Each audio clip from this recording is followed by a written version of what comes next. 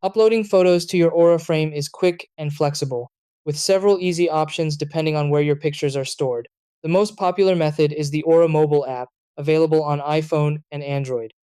Once you download the app and connect your frame, you can select photos from your phone's gallery and send them instantly. The images sync through Aura's cloud and appear on the frame within moments.